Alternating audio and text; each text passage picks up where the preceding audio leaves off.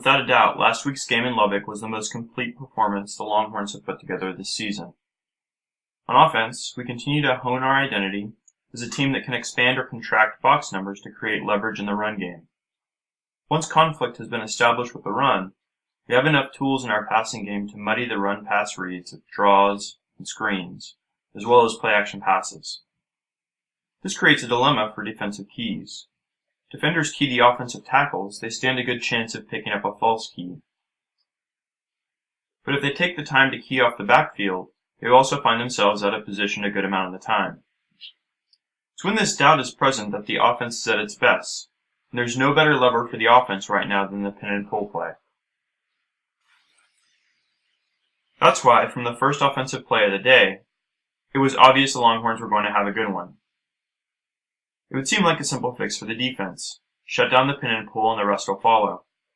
But one of the reasons that the offense is just starting to hit its stride is because of our fluency in this play.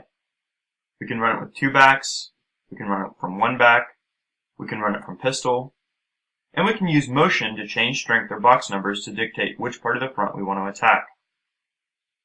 The defense gives us a soft edge like Tech did here. The play can attack the alley like a sweep. If a defense aggressively takes away the outside like Tech adjusted to, the play can expand the edge player and still threaten the alley. Because the pin and pull has been a key feature in almost every game plan this season, the pullers in the back have gotten much better at reading the edge block and getting on the same page. So our fluency in the play and the diversity of looks that we can execute it from make taking away the pin and pull a tough task for the defense. And once the defense is focused on the pin and pull, the other dominoes start to fall. Against Tech, that meant that the power play was wide open. Look at the opening in the front on this play created by the defensive end fighting for outside position combined with the down blocks. Harsin went back to the play on a key 3rd and 3 in the third quarter. This is one of the best block power plays we've had all year. We've created an ideal running lane and Hopkins is pulling through to take out the one remaining defender in the front. But instead of following his lead block, DeJay decides to freelance on the play and undoes all the leverage that has been created across the line. The point is not to pick on DeJay Johnson. He's very new to reading blocks from the backfield, but there were quite a few opportunities that we left on the field Saturday. One of the biggest boosts to the Texas offense against the Raiders was a play of Dominic Espinoza. He had a lot of key blocks in space, but he also had a strong showing on inside against a very good set of defensive tackles. Look at his work on this goal line inside zone combo. He decisively wins the leverage battle coming out of the snap, then peels off at the last moment to prevent the run-through and give Bergeron the opportunity he needs to convert. Same story here coming off a pistol snap. Espinoza gets the Tech defender up, and then Hopkins hammers him into the second level of the defense. Harsin kept inside zone calls in the rotation because inside zone blocking was there, but we never quite found the big seam on the play. One detail I'd like to see our backs improve on is awareness of the hard cutback with inside zone calls. When we pair it with jet action or rocket action like we did here with DeJay, the back needs to be aware of where the constraint is applying pressure. In this case, you can see that the backside constraint has widened the backside running lane. Gray has a great opportunity to make a big play here on first down if he attacks the weakness in the front. Another player who really shined in Lubbock was obviously Mike Davis. Davis has shown he's capable of punishing single coverage all year long. This is the first time that we saw his confidence and concentration allow him to take over a game. Davis stole cushions from defensive backs, forced them to commit their hips, and then took what he wanted. Here again is a subtle, fluid, skinny post with no wasted motion. But without a doubt, Davis's fourth quarter grab is what gets him the game ball. Great body control throughout, and he has the confidence to find the defender and then re-find the ball. He takes the defender off balance with a little shove that would never be called, and then elevates and takes what he wants. With the deep ball established, Texas was able to work in some calls that have become natural expansions for the offense.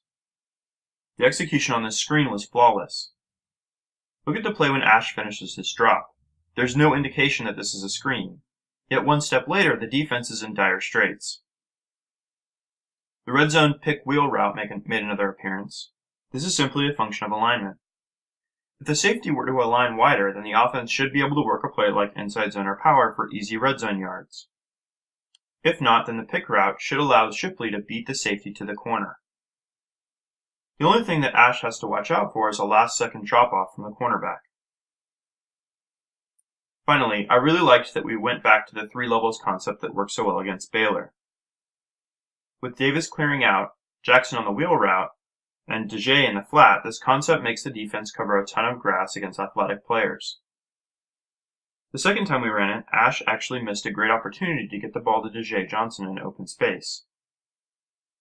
Iowa State is a disciplined defense that doesn't overcommit, but athletically I think they will have a hard time defending this passing concept. All that said, the most important progression from the Tech game wasn't even on the offensive side of the ball. For the first time this season, our defense looked like a major conference college football unit for 4 quarters. If there was any debate about the need to focus on base defense, the last 2 weeks have erased all doubt. Our defense has developed more in the last 6 quarters of football than it did in the previous 6 games. We're making some open field tackles. We are aggressively taking on lead blockers. And most importantly, we are playing effectively against the run. And while all these are huge signs of progress, you can't help but shake your head that we didn't make these adjustments earlier in the season. Diaz has been quoted this week to the effect that the defense isn't calling any new plays. And while this is absolutely true, the style of play calling has taken a dramatic shift on scheduled downs. The first defensive series of the game was a perfect illustration of the difference in play calling. On first down, we played a roll cover 3 with no frills in the front. On second down, we play our 2-read coverage and close on a quick screen. Then third and medium, we rush 4, squeeze the pocket, play good man-free coverage, and force the incompletion.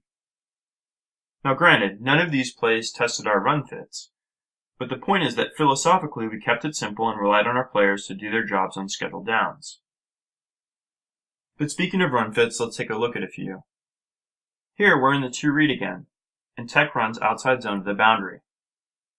Outside zone blocking has probably given our front more trouble than any other single thing this season. Look at Okafor's technique on this play. He plays us like a 2-gap defender, getting centered on the offensive tackle and killing the flow of the play. Notice that Moore is eating 2 blockers here, and as the back is getting the ball, the second level of the defense is clean of blockers. This allows Thompson as the force player to attack the block from the slot receiver to take away the outside third of the play, and it allows Edmond to mirror the back without having to wade through traffic. Meanwhile, on the backside of the play, the defense is penetrating and closing down the line of scrimmage to take away the cutback. The defense proved time and time again in this game that they can win the battles against the run without needing to attempt to confuse the offense. Not just that, but our linebackers demonstrated that when given the same pictures over and over, they can play with good leverage the majority of the time. Here, Edmond and Thompson aren't fazed by the cross flow and position themselves well against the back. Here again, initial positioning is solid, but Edmond's slight hesitation opens up a lane for the back. Progress, not mastery. However, I have absolutely no doubt if they would continue to play call with these tendencies, the front will continue to progress quickly. What cannot be overstated is how this change benefits our pass defense. First, it benefits our secondary by not putting them in conflict by constantly putting runners in their laps. But on a broader scale, when you're not giving the offense easy candy on early downs, it makes our aggression on passing downs much more appropriate, because there isn't as much risk associated with giving up a new set of downs to the defense. That said, I think one of the areas where the front needs to focus is on collapsing the pocket and passing lane awareness. Here we see a nice job of hurrying the quarterback on just a 3-step drop. We also had a lot of plays where we were easily cut or didn't have good passing lane awareness. I think we need to continue to mix in pressure concepts, but there also needs to be more physical urgency when we do blitz, or we are hanging the coverage out to dry. All in all, this was a game that was an obvious step forward for the team, but also leaves me wondering what if. What if we had taken some of these steps in August instead of November? Until next time, I'm Scott, and I hope you enjoyed.